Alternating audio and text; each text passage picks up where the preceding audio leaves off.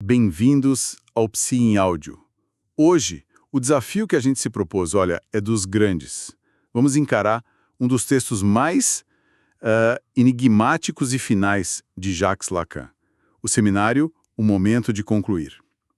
Confesso que quando li esse título, minha primeira reação foi: finalmente, porque Lacan parece um labirinto sem fim, né? A gente vai tentar, juntos, encontrar o fio de Ariadne nesse labirinto.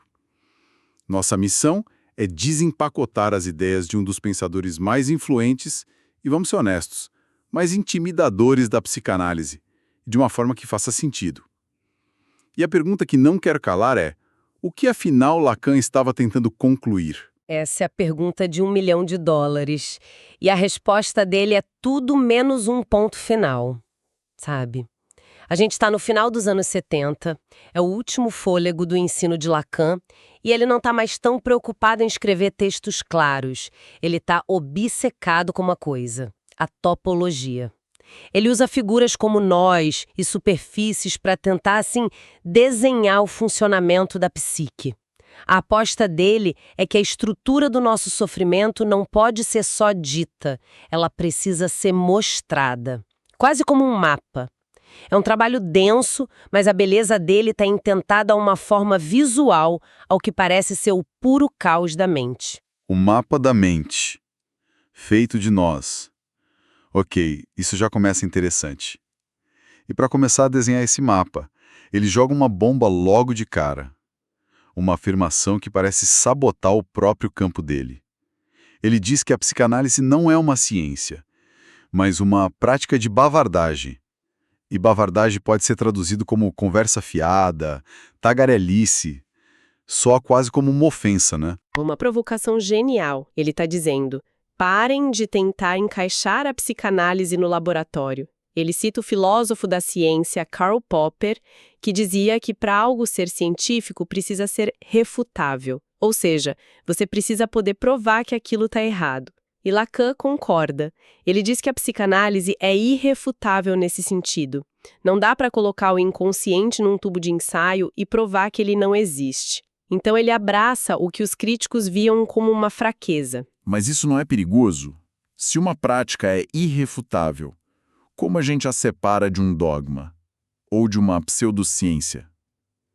Onde fica a responsabilidade do analista se a teoria não pode, por definição, ser provada errada? Ótima questão. A chave é que irrefutável aqui não significa verdade absoluta. Significa que ela opera em outra lógica. A prova da psicanálise não está no experimento universal.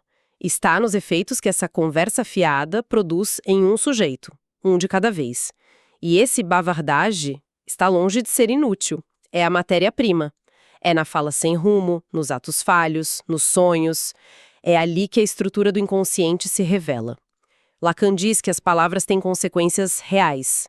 Elas não só descrevem o mundo, elas o criam. E, ao mesmo tempo, o fraturam. Como assim, fraturam a realidade? Mas, com um som muito parecido, ele diz que ela também fêlé a chose. Ela racha, fratura a coisa. A mesma linguagem que nos estrutura é a que nos divide, a que abre um vão entre o que somos e o que podemos dizer sobre nós mesmos. A análise, então, não é uma conversa para preencher essa rachadura, mas para aprender a viver nela, a explorá-la. Essa ideia da palavra que nos racha já aponta para uma falha fundamental na nossa Constituição. E me parece que talvez essa mesma falha, essa mesma rachadura, apareça na forma como a gente se relaciona. O que me leva àquela outra afirmação famosa, e talvez ainda mais polêmica de Lacan: não há relação sexual. Para quem ouve isso pela primeira vez, soa como um absurdo. As pessoas, elas fazem sexo o tempo todo. Exato. E é essa confusão que ele quer criar para nos fazer pensar. Olha, a primeira coisa que a gente precisa tirar da frente é que ele não está falando do ato físico em si. A tese dele é muito mais profunda. Para nós, humanos, que somos seres de linguagem, não existe uma complementariedade natural. Um encaixe perfeito. Isso, o encaixe perfeito e instintivo entre os sexos, como talvez exista nos animais. Não há um programa biológico que garanta o encontro. O encontro entre duas pessoas é sempre um desencontro fundamental. Um desencontro? Como assim? A relação nunca é direta, de um para um. ela é sempre mediada pela fantasia.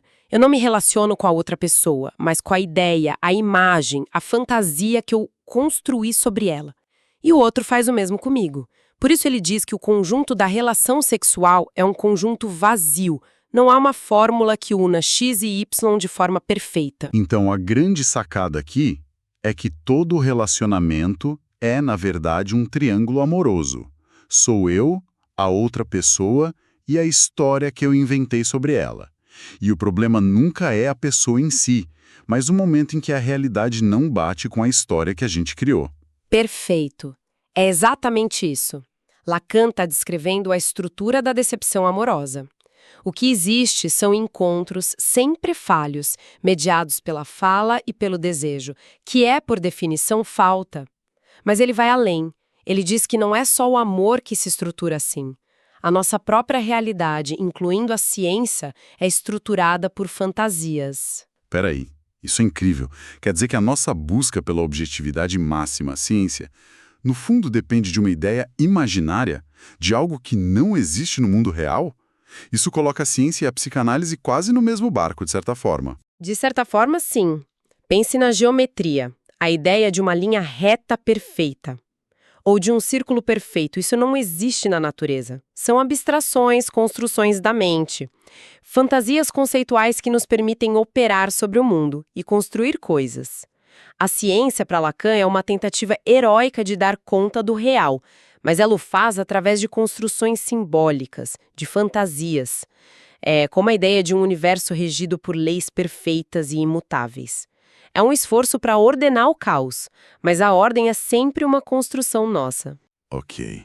O terreno está ficando cada vez mais movediço. E é exatamente aqui que, para tentar dar conta dessa complexidade, Lacan introduz sua ferramenta mais famosa, que é um desafio para um meio como o nosso, só de áudio, o noborromeano. É o grande desafio, mas vamos tentar uma metáfora. Antes da descrição, pense num tripé de câmera, aquele de 3 pernas. Cada perna sozinha não serve para nada, não sustenta nada. Se tentar apoiar a câmera em uma só, ela cai. Mas quando você posiciona as 3 da maneira correta, elas criam uma base estável e sustentam algo, a câmera, a nossa percepção da realidade. O nó borromiano funciona assim. Gostei da analogia. Continua. O nó é composto por 3 anéis, 3 elos. A propriedade mágica dele é que eles estão entrelaçados de um jeito que, se você cortar qualquer um deles, os outros 2 se soltam. Eles não estão em corrente, um prendendo o outro. Eles se sustentam mutuamente com as pernas do tripé. E para Lacan, esses 3 anéis são as 3 dimensões que constituem nossa realidade psíquica, o real, o simbólico e o imaginário. Certo, vamos definir cada uma dessas pernas do tripé. O imaginário, pelo nome, parece mais fácil. É o mundo das imagens. Exatamente. O imaginário é o registro das imagens, das identificações. É o estádio do espelho, é o reino do ego, da forma como nos vemos e queremos ser vistos. É a dimensão da rivalidade, da comparação, do eu ou o outro. Pense nas redes sociais. É o puro suco do imaginário. Faz todo sentido. E o simbólico? Seria a linguagem, a cultura. Isso. O simbólico é o universo da linguagem, das leis, das estruturas sociais, da cultura. É o que Lacan chama de grande outro. É a estrutura que já estava aqui antes de nascermos e na qual somos inseridos à força. São as regras do jogo da família, da sociedade, da língua que a gente fala. É a perna do tripé que nos dá um lugar no mundo. Ok. Imaginário e simbólico entendidos. Agora vem a perna mais misteriosa do tripé, o real. Não é a nossa realidade do dia a dia, certo? Jeito nenhum. Esse é o conceito mais difícil e contraintuitivo. O real não é a realidade. O real é o que está fora da linguagem, o que não pode ser simbolizado, o que escapa. É o trauma sem nome, é o gozo bruto e insuportável, é o caos primordial que a linguagem tenta o tempo todo e sem sucesso ordenar e domesticar. A nossa realidade, essa que a gente vive, é uma tela construída pelo simbólico e pelo imaginário justamente para nos proteger do encontro direto com o real, que seria aniquilador. Entendi. Então não é uma corrente onde a linguagem segura a imagem que segura o caos. É um sistema de apoio mútuo.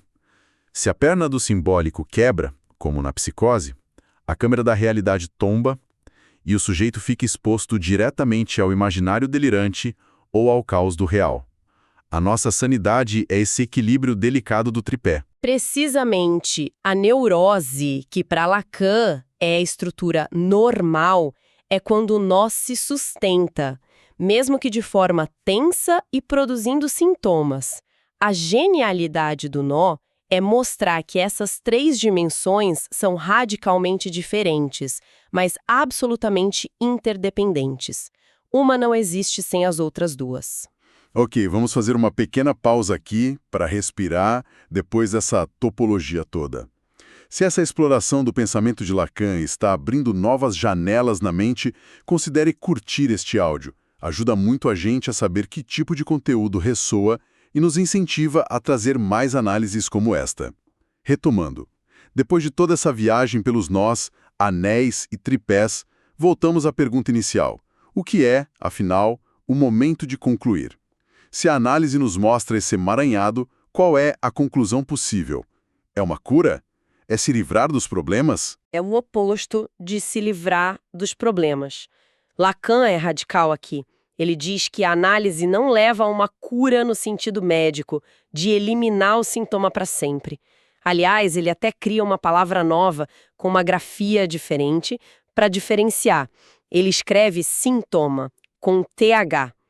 O fim da análise não é quando o sintoma desaparece, mas quando o sujeito para de sofrer com ele e passa a saber fazer com ele. Saber fazer com o sintoma. É como aprender a usar uma ferramenta que antes só te machucava. É uma ótima analogia. É, como ele diz, saber por que se está enredado. Entender a lógica particular do seu sofrimento, a sua função na sua vida. A conclusão da análise é se identificar com o seu sintoma. Em vez de vê-lo como um corpo estranho a ser expelido, você o reconhece como a sua assinatura mais íntima no mundo, a sua forma única de se amarrar à vida. É transformar o veneno em remédio, é reconhecer a lógica da sua própria prisão para, a partir daí, se movimentar com mais liberdade. Isso muda completamente a meta. Não é sobre se tornar normal ou perfeito, mas sobre se tornar mais, você mesmo, com todas as suas esquisitices. E ele encerra o seminário com uma virada de roteiro que parece jogar fora todo o peso da psicanálise freudiana. Ele diz, a vida não é trágica, ela é cômica. Isso é um ataque direto à ideia do complexo de Édipo como a grande tragédia do destino humano, não é? É uma das suas conclusões mais profundas e, eu diria, libertadoras. Ele está olhando para todo esse drama que a gente analisou, o desencontro fundamental no amor, as falhas da linguagem, os mal-entendidos que geram tanto sofrimento e dizendo, no fundo, isso tudo é uma comédia de erros.